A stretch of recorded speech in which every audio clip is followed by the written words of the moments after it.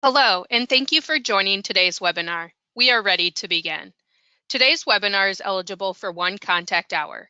Sigma Theta Tau International Honor Society of Nursing is accredited as a provider of nursing continuing professional development by the American Nurses Credentialing Center's Commission on Accreditation. The speakers and planning committee members have disclosed no conflicts of interest. To earn CPD for this webinar, participants should log into your My Courses dashboard, search for the catalog, and self-enroll in the course. You do not need to view the webinar again. Simply skip to proceed to the end of the webinar survey. The webinar is being recorded and will be available via the Sigma repository within a few business days of recording. Following the presentation, we will have time for a question and answer session. You'll see on your GoToWebinar control panel that you can send a message through the questions feature. This is where you can type in any question you'd like to pose to the presenter. Be sure to hit send so the message makes it to us. We would like to thank our speaker for sharing her expertise with us today. Our speaker today is Christy Cavello. Christy is a registered nurse of 28 years and currently teaches undergraduate nursing at University of Tennessee Health Science Center in Memphis, Tennessee. She grew up in a rural town of Clarksdale, Mississippi, in the heart of the Mississippi Delta, until she moved 8 years ago to Olive Branch, Mississippi. Christy has a bachelor's degree in nursing from Delta State University, a master's in nursing education from Walden University, where she is also currently pursuing her doctorate in education. She is very passionate about nursing and nursing education. She currently writes as a nurse educator blog for Walters Kluwer, a book chapter for a new concept-based nursing book series, serves as a peer reviewer for the American Nurse Today, and mentors first-generation college students through the University of Tennessee system. Christy has 4 grown children, a husband of 29 years, and 3 very hungry cats. She enjoys gardening, reading, and spending time with her family. Welcome, Christy. Good morning. Thank you so much for having me. I'm so excited to see so many people on the call this morning. And so we want to get started by getting to know you. So take out your cell phones, and we have a poll. I want to know who you are. So how you participate is you take out your cell phone and you are going to text ABC to 22333. And once you do that, you are joined and you can answer all the slides that we'll have today. So tell me, which title best describes your current role?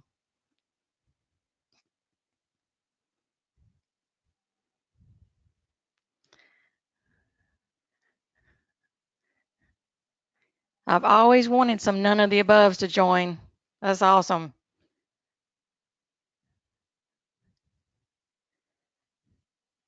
All right. So give you just a few more minutes.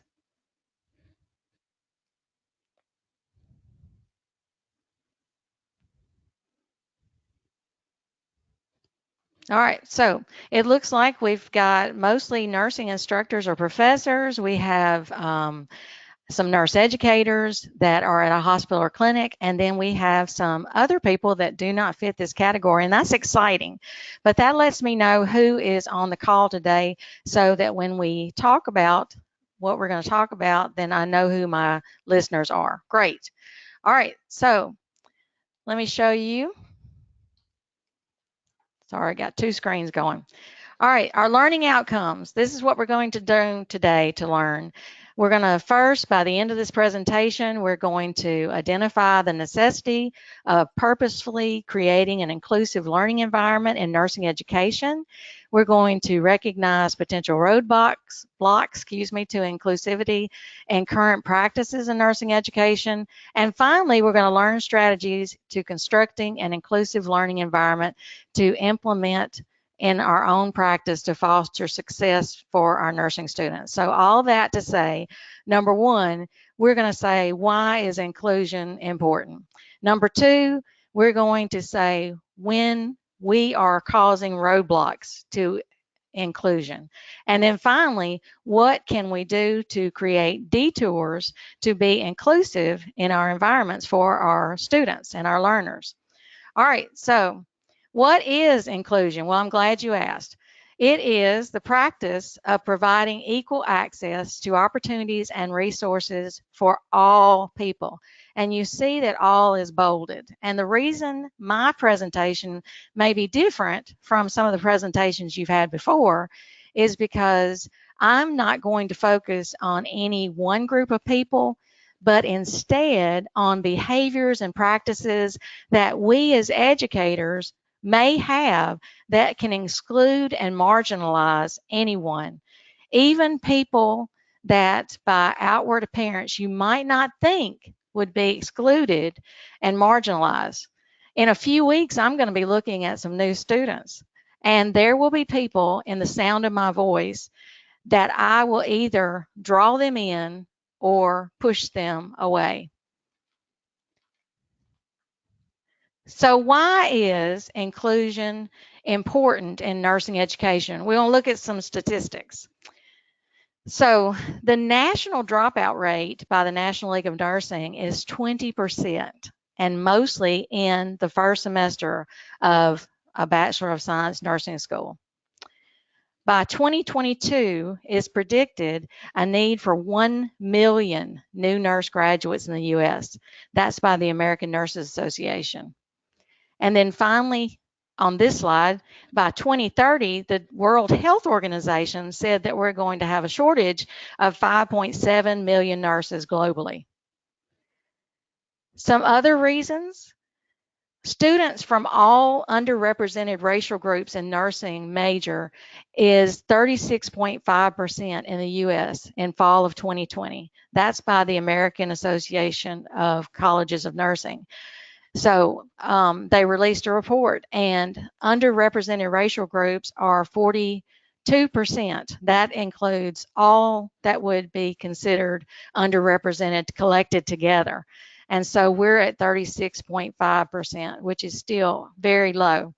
Male students in nursing were 10.8% in the U.S., and they collectively make up 49.8%, and 9.8% internationally in 2020. That's by the AACN and also WHO. So we're not doing good with male students. And then finally, I think this is a kicker for why we're doing, or why I'm passionate about inclusivity, is the National League of Nursing in 2016 released a report called Achieving Diversity and Meaningful Inclusion in Nursing Education that said creating inclusive and diverse nursing education classrooms is important to creating a diverse workforce and solving health inequities. Very important. All right. So, what are some roadblocks to fostering inclusion? Now, I'm using the language of road construction. And there's a lot of that going on right outside of where I am. But when you talk about road construction and you look at a road that is closed, a roadblock, that is, I'm using that because inclusion is a purposeful path that we and our students are either on or we're not on it. It's purposeful, like this road allowed sign or road closed sign. Somebody put this roadblock up to keep people out. Let me say that again. Somebody put that roadblock up to keep people out. So let's look at some possible roadblocks that we might see in nursing education. All right, so I told you that nursing school is going to start in a couple of weeks, and for some of you who are clinical educators or you've got students in other settings, this represents a new student of yours. So take a good look at him. You might even recognize him, but he's coming to nursing school.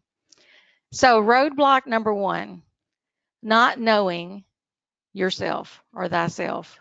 It is so important to know yourself. I want you to concentrate on Scrat from Ice Age. He's your new student.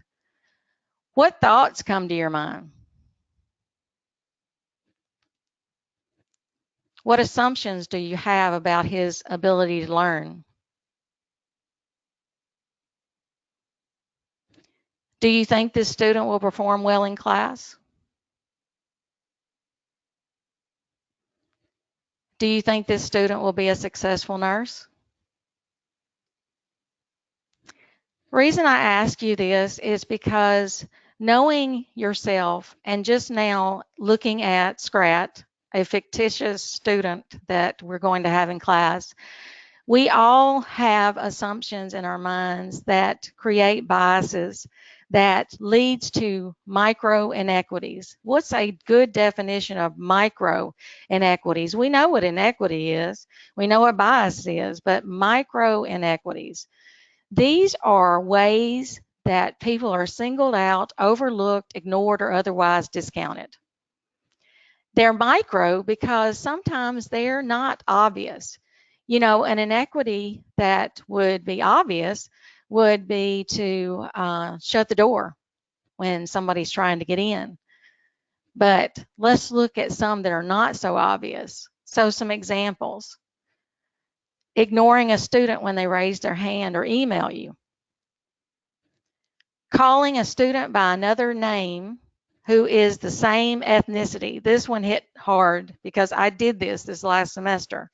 I had 2 Hispanic students and I would mix their names up. And when I read this to prepare for this lecture, I just struck my heart that that I did that. So I'm learning alongside of you. Being on the phone or looking at your watch while someone else is speaking. You just put it away, didn't you? Okay. Tells inside jokes that only the people, certain groups of people would know the intent of the joke. Some other micro-inequities. Applauding a male student for paraphrasing the same thing a female student just said. Using a lighthearted greeting for one student, but not for another student. Sayings like, you should know better, or this is so simple, everyone should know this. Making broad statements in class about groups of people. This is another one that has hit home with me in teaching. I teach a fundamentals course at the college that I teach at. And so I teach culture as one of the concepts that I teach.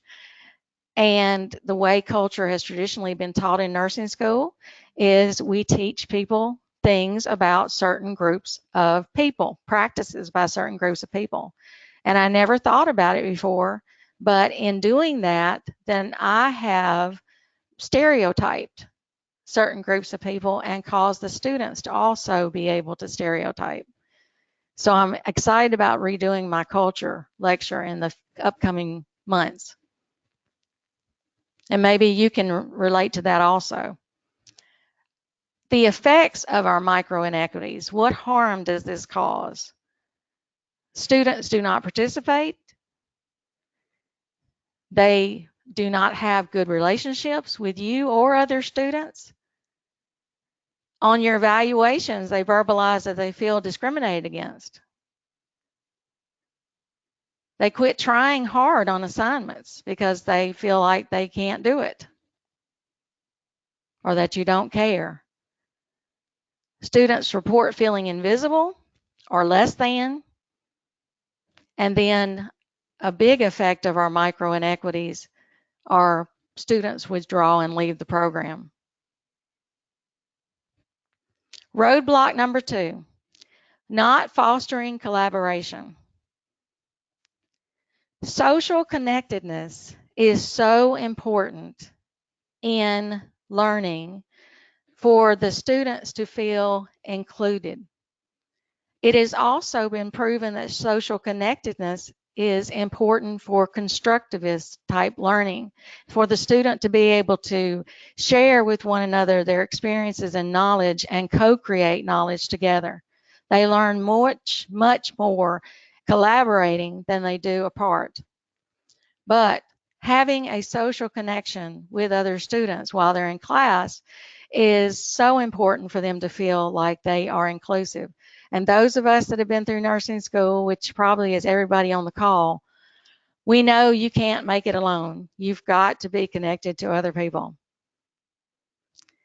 And knowing that social collaboration does not happen by accident or by simply putting people together in groups. So, another poll. Make sure it's active. All right. Which answer best describes how you currently divide your students for group work or assignments? I'll give you a few minutes.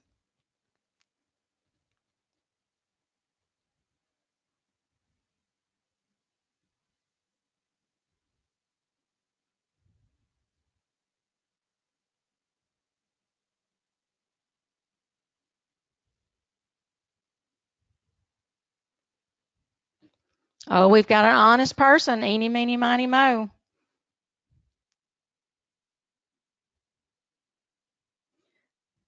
All right. Now, so I'm so glad that you were honest. And if you'll notice that people use some of the ways that I'm going to talk about in just a few minutes of just randomly assigning people to groups. Or they're not using group assignments at all where they teach. And when we look at ways to undo the roadblocks, then we'll see what is the best way to do this later in the presentation.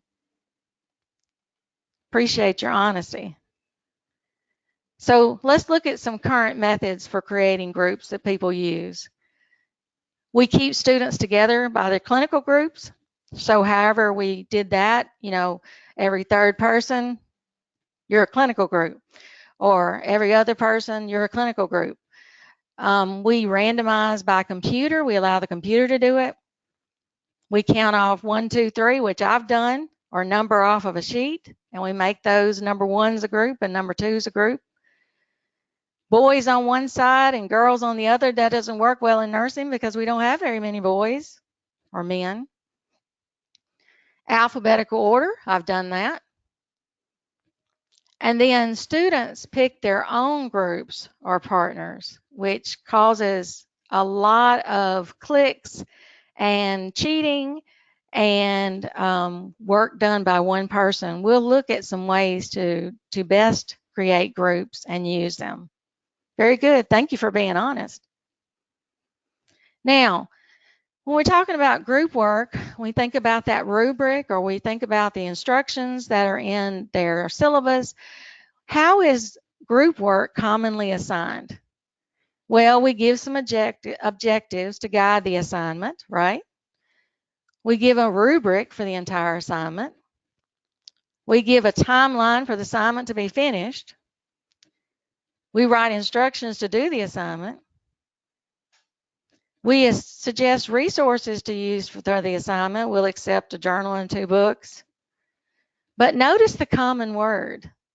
It's all about the assignment. It's about the work that they're doing. Remember that. Roadblock number 3. You didn't misread that.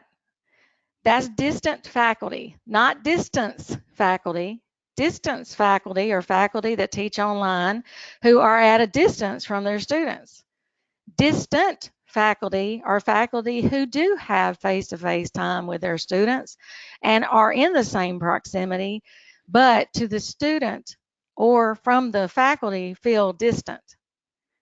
I read this really neat study that I left on my references for you to read, but it is a study by Elkins in 2020, recent study, and it was a qualitative phenomenological study of 18 students in 4 central and southwestern Appalachian states who did not succeed in completing a 4-year BSN program over a period of 10 years. There were 2 top reasons in this study why the student perceived that they were not successful. Number one was lack of support from faculty. And number two was a lack of a relationship with the faculty. Those answers surprised me, and I wonder if they do surprise you also. So what does distant faculty look like? Let me get my water. So do you not have office hours and maybe by appointment only? You have policies on when to contact faculty and when not to contact faculty. Don't return emails or phone calls or do it late. You have a personality that is unapproachable. And I put that word unapproachable in quotations because I wanted to give a definition for it. The Oxford Dictionary defines unapproachable as not welcoming or friendly. Ooh. Interact with students inside or outside and outside of class. So when you see them at Walmart, do you stop and speak? Or do you hide behind the chip aisle? Do you reach out to students? Or you say, well, they didn't reach out to me, but do you reach out to students when maybe you hadn't heard from them or just to see how they're doing? And then finally, do you behave uncivilly? Now, incivility is a huge buzzword in nursing education. And I saw on the slides to begin with before I started speaking that Cynthia Clark's book was there about incivility. And, you know, it was not until I read Cynthia Clark's book and also looked at a little card that the ANA sent out that listed behaviors that were incivil or uncivil that I really realized that I had some behaviors of myself that was uncivil.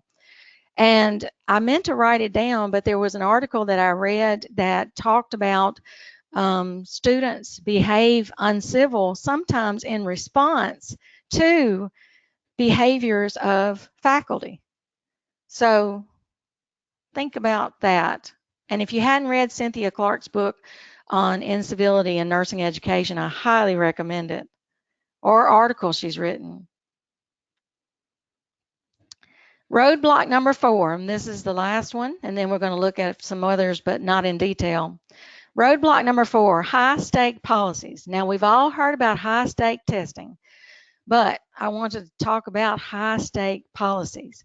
High-stake means that these particular behaviors or instances are unforgiving.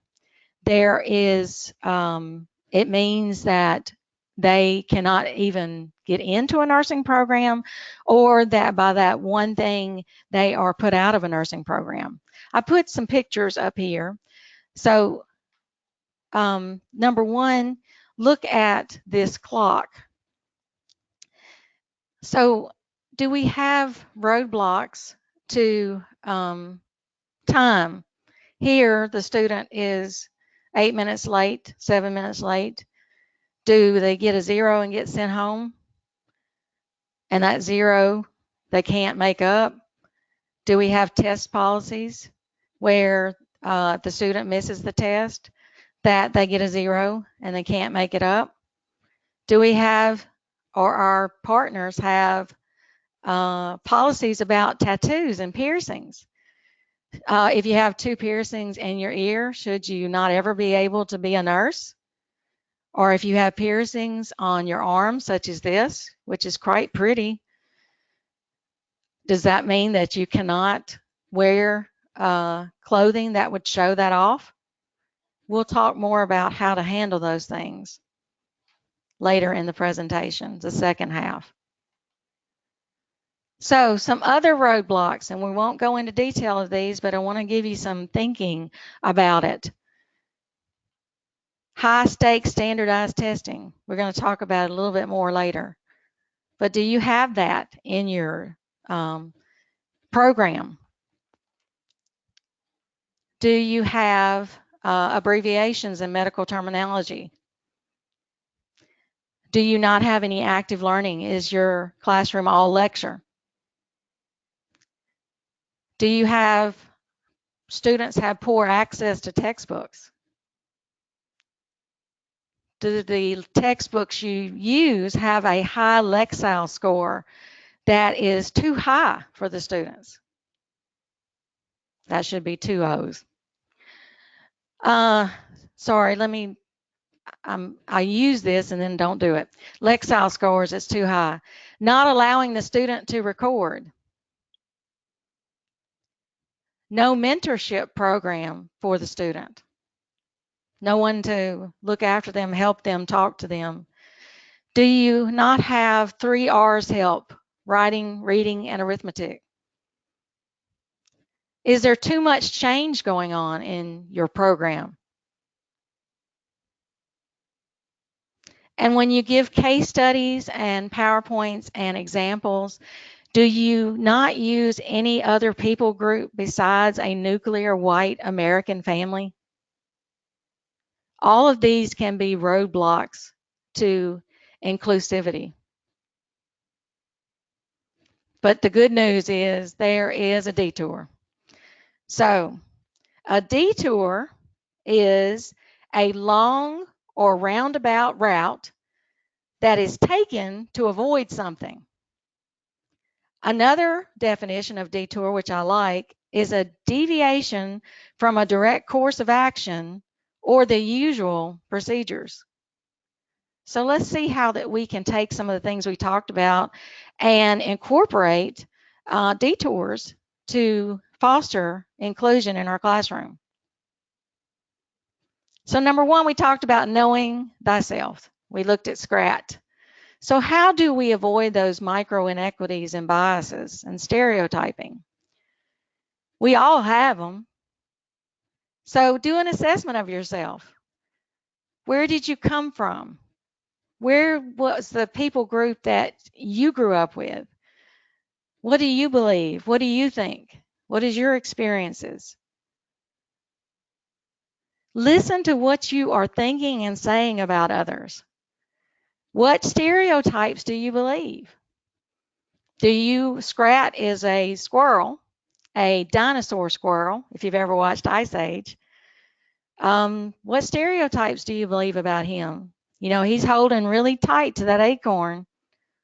He's liable to use those teeth on another student. And then challenge the thoughts that you have. Once you've done the assessment and you hear yourself internally or externally saying things, challenge those thoughts. Realize that everyone is not like you. Watch repeated phrases and words. If you're saying something, about men, which I'm being honest here because I'm learning right alongside of you. I've made, comments about men this, men that. Well, that is showing that I have some thoughts and micro inequities and biases that I need to challenge and think about. Read about micro inequities and microaggressions. Thoughts turn into behaviors. And so the more that we can read about these things, such as micro inequities, microaggressions, stereotyping, the more that we're able to bring them to the forefront and challenge those thoughts and ideas. And be honest with other people, your colleagues, because that may be something that they are noticing just because you brought it up. Watch making blanket statements about groups of people. I told you about my culture lecture that I give. Those blanket statements about groups of people stick in people's minds. And so the very students that we are teaching to be nurses, who I think, are above the status quo or should be, about seeing people as people and worthy of our time and our healing and our efforts. Those blanket statements do a lot of damage. If you hear yourself saying they do this, or they always think that, well, who are they? And why are we talking about them? They mean somebody. So watch the blanket statements. Detour number 2 to the roadblock of fostering collaboration. Create purposefully diverse groups. One of the things that's very important about this, if you don't take anything else away, is all of this has to be purposeful. We have to put into our mind that we are going to be inclusive and that we are going to change. And so to create purposely diverse groups, that means that we've got to divide them more by less than eeny, meeny, miny, mo, or 1, 2, 3. We've got to look at race, gender, age, where they're from, and maybe at some of your schools, you know, what their pre-major was. All of those things can help us to create purposefully diverse groups. And then to foster collaboration, we need rubrics that have more on them than just the assignments. We need components of collaboration. You know, who's going to be the leader? They should get points for picking out a leader. They should get points for dividing the group up, work up.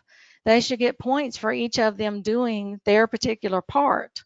They should get points for being civil to each other. They should get points for meeting each other on time. And then check in on their progress often. We've been on Zoom this past year.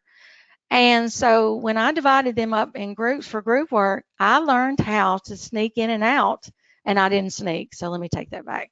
So I learned how to pop in and out of their groups, and I would show them myself, and I would tell them I'm coming to make sure that everybody was participating and that if they had any trouble. So check in on their progress often. Don't expect collaboration to happen by accident. Another thing I use is a pre and post collaboration contract that says we have, this is the leader, this work has been divided up. So-and-so's doing this, so-and-so's doing this, and so-and-so's doing this. And then at the end, they turn it back in, and so-and-so did this, so-and-so did this. Everybody turns it in, and they are able to put down if they had any issues with any person of the group.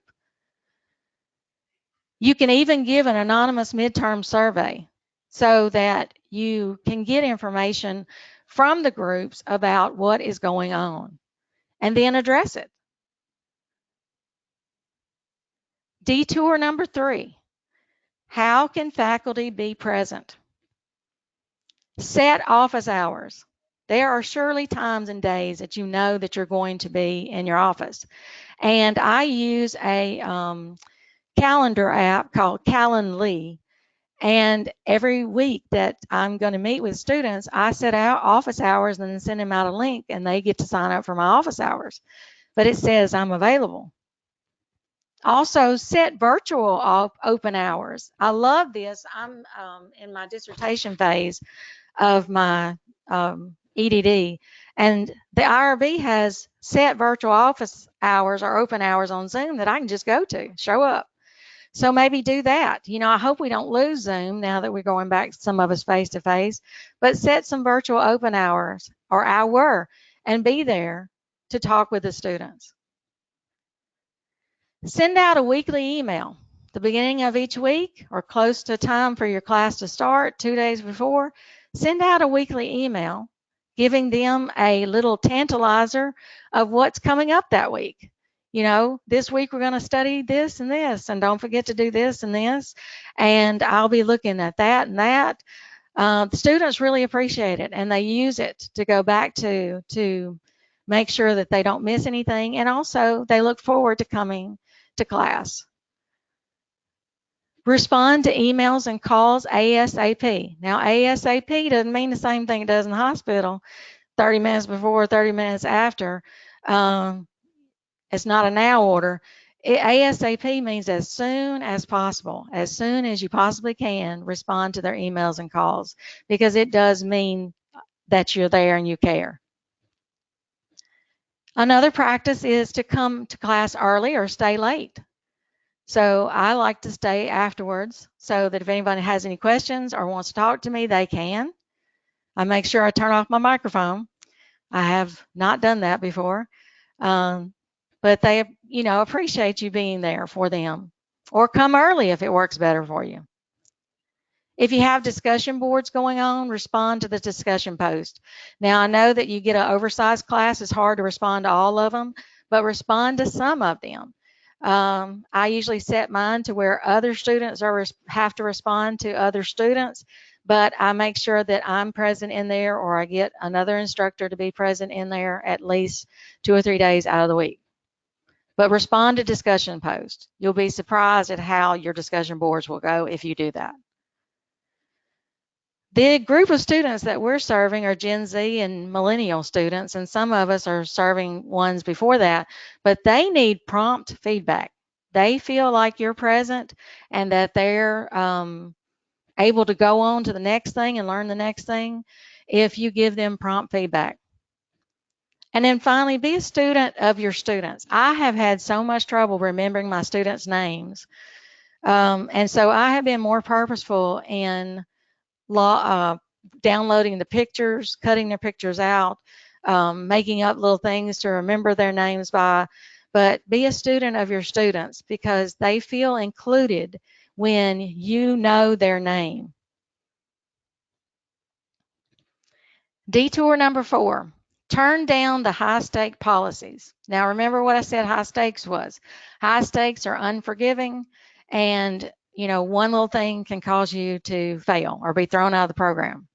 So turn down the high stake policies. Let's look at some of those ideas.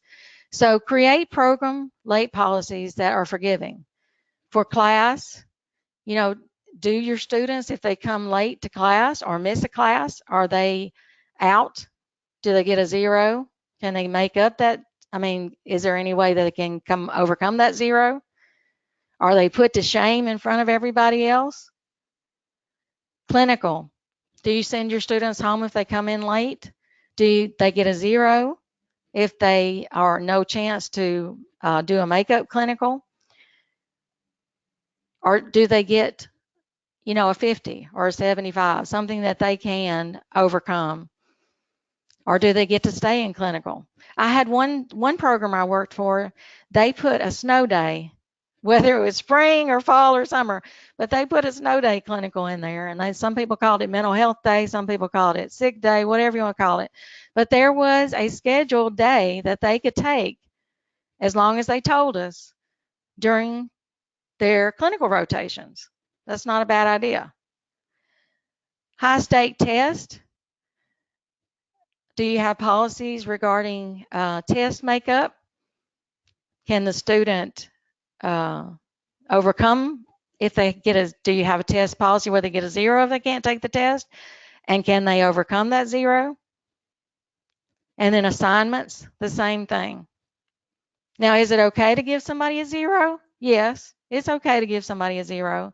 We just need to evaluate, is that policy causing us to lose students who, because their daycare didn't open, or they got sick, or they had a flat tire, or something's going on in their lives, did that cause them to fail and not be successful?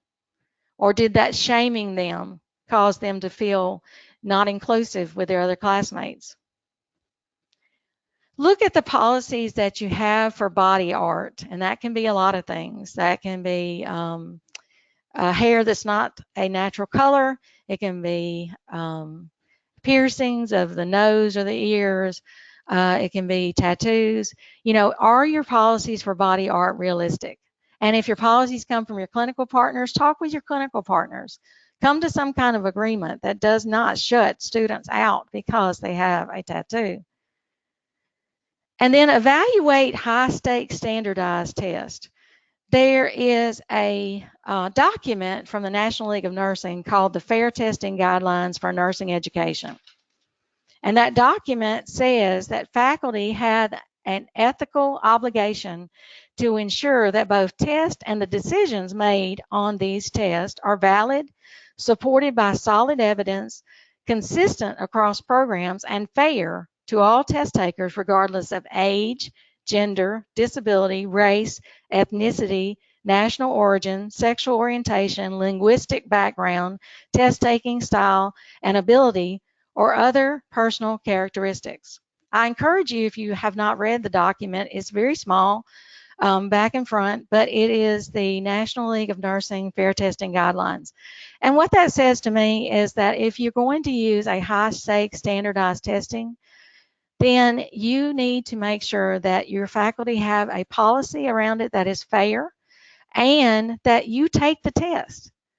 I give one that is by a company, and I have went through there and taken the test, and I'm looking for, is this test written the way that NCLEX writes, and is it fair? I encourage you to do the same thing. All of them have a view where you can do it. Some other detours to foster inclusion. We just talked about this one. Examine your high-stake test assignment exam policies. Give a resource for medical terminologies and avoid abbreviations where possible. Now, this is something I am going to talk about just a minute. I have been aware recently that medical terminology is not taught in all high school or undergrad courses. And it may not be called medical terminology, but I thought maybe in their chemistry or their science or something that they had root words and suffixes and prefixes. No. So if that's true, then words like that roll off our tongue, like podiatry and hypertension and cholecystectomy, that is a nightmare for some students. Avoid abbreviations. So if we have a test question that has hypertension, don't put HTN all capitalized. Put hypertension or put high blood pressure. Now, we do need to teach our students medical terminology, so just be aware that they may not know what they mean, what those words mean, and that we may need to give them a resource for it. I took a free course through Coursera, and abbreviations are not used in all countries. And so if you have a student who is a EAL student, English as an additional language, then abbreviations in the clinical setting or us using them are really tripping them up. And there are some resources where you can get abbreviations, just like a English dictionary, that they can look those up. Use teaching strategies that reach all styles of learning. People have preferred learning styles.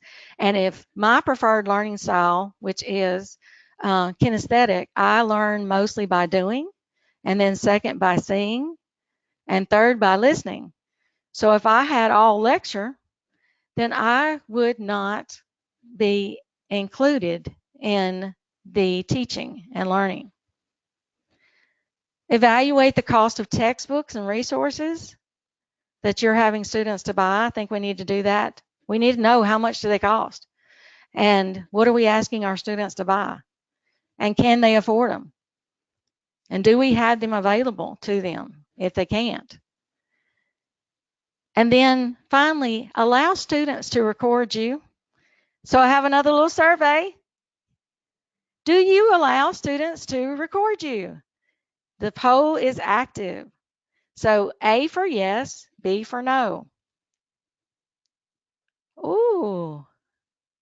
I'm looking over here because that's where the screen's going crazy with all the answers.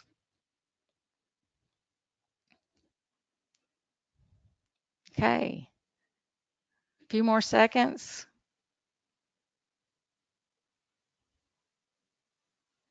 Stop. All right. 83% of you said yes, that you are allowing students to record you, and 17% of you are saying no.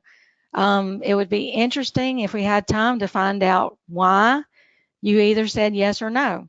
But let me challenge you to allow your students to record you. And the reason why is because those students sit in our classes for sometimes 4 and 5 hours, or they have classes all day long, and they cannot remember what you said. But if you give them a recording or even better, a video recording, then they can take you with them and listen to you again and take better chunking notes and hear what you said again. All right? Other detours to foster inclusion, we'll go through these quickly. Work on a mentorship program for your students, whether that be the former class or, the University of Tennessee, the system-wide has made a mentorship program for students who are first-generation high school and first-generation college students. And it's wonderful. And I have 2 students in another city. But work on a mentorship program for your students. Your students need it. Be aware that students may have difficulties with the 3 R's, and if so, partner with other schools. I teach a math component to my course, and so I run into all the time students who have problems with what I would consider elementary and high school math. But if I'm aware that they might have trouble with it, and I can bring it up in class, and people are able to approach me about it, and I can get them help.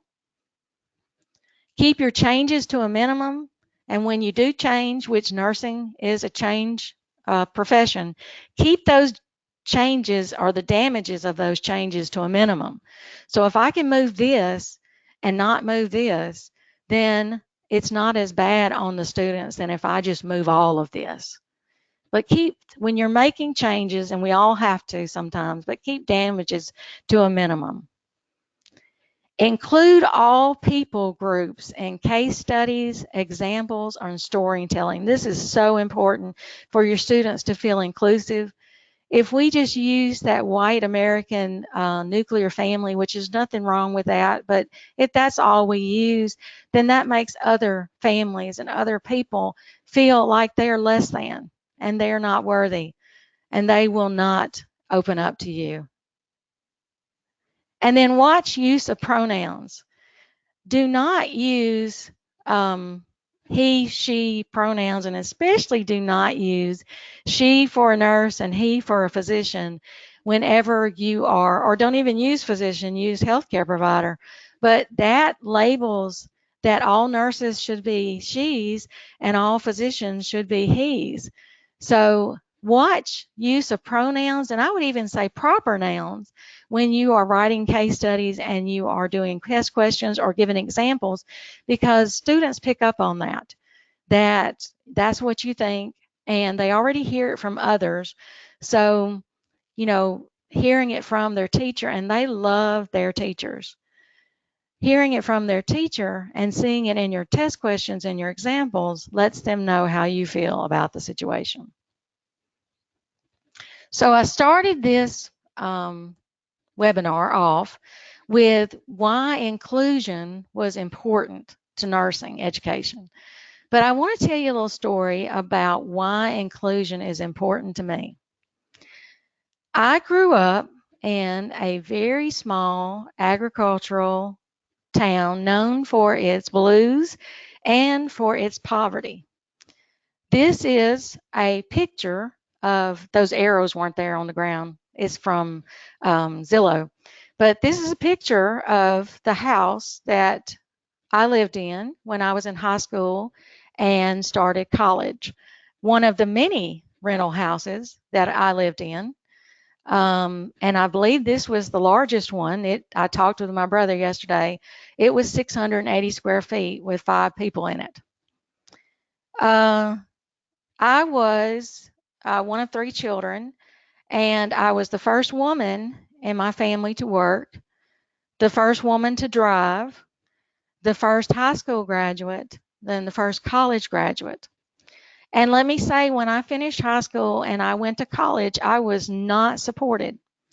I was told that I would not succeed, that those people would find out who I really am, and that I would not be successful. I remember one day vividly swiping my gas card, which I had ran up to $2,000 by the time I graduated, and getting in my car that my boss had loaned me, and in my driveway coming back to get a book that I had forgotten, And my dad went out and put a hammer through my radiator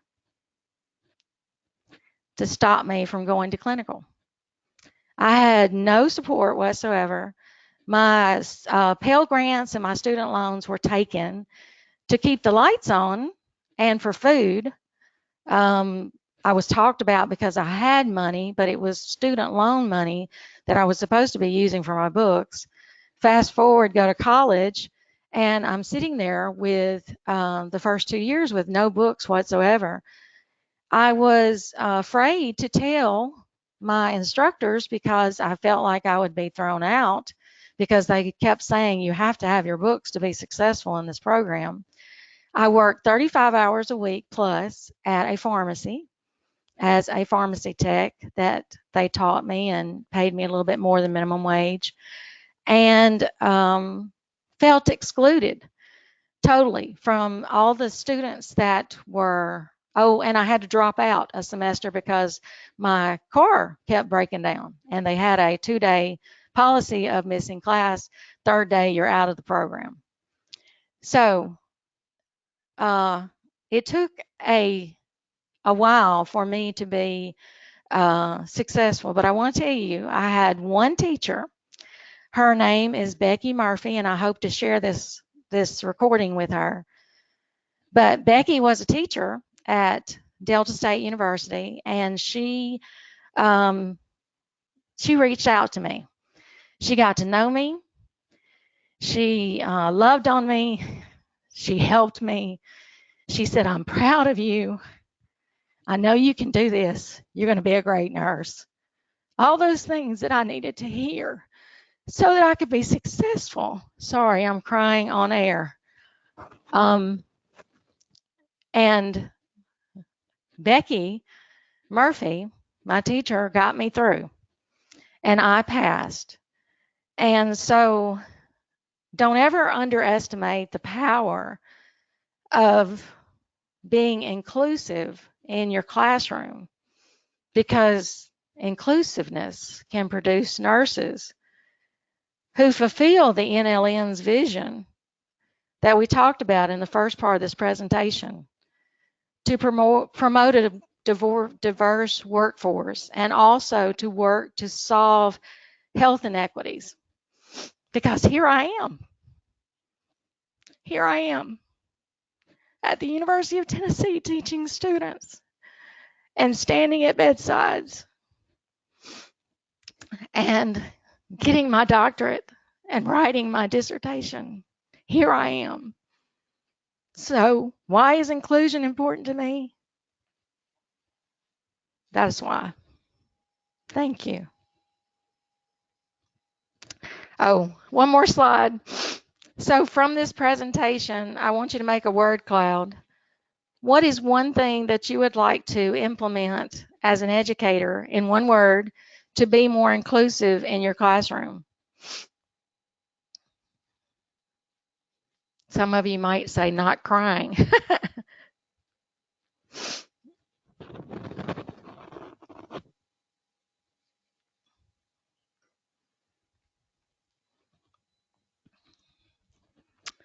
Oh, I love it. Surveys, self-awareness, listening, openness, cry, thank you. Adaptability, engaging, purposeful. Oh, this is beautiful. Diversity, change, knowing, mindfulness, emails, be approachable. I see adaptability as getting big in that word cloud. So what that means is that is a word that people are saying a whole lot. Beautiful. I will keep that. All right. So let me open it up for questions. And I also will share this PowerPoint. This will be recorded and it will be on the website for you to look at. It has lots of great resources on it. So I hope that you will be able to access that after a while. So I'm going to now stop sharing my screen. and let the ladies take it away. Wow, Christy, I want to thank you so much for your honesty and transparency, and that's definitely coming through in the questions feature. And I'll send you some of the wonderful things that the participants are saying. They're thanking you for your honesty and your dedication and commitment to advocacy in the profession. Several questions did come in about the program that you use for scheduling. I don't think a lot of people got to write that down. What was that called? Oh, you're going to love it. It's called like calendar, oh my goodness, Calendly. So Calendly, Calendly.com. It's $4 a month, and it is and there's a free version of it too that you can use, but it is so wonderful to send the students a link. They just look at the calendar, they pick out, you're available, they pick out the times that they want to do it. You can do a 15-minute, 30-minute slot, whatever, and it winds up on your calendar and their calendar, and if something comes up, they can cancel it and reschedule, and it'll get sent to you. So I really highly recommend Calendly. Yeah, I think that sounds like a really great program for people to use. Um, we just have a few minutes, so I'm going to hit on the high questions. And then, Chrissy, can they get a hold of you afterwards? Do you have your contact information? I would love that. So my email address is cc a v as in victory allo at uthsc.edu. I'll say it again. cc a v as in victory allo at uthsc.edu.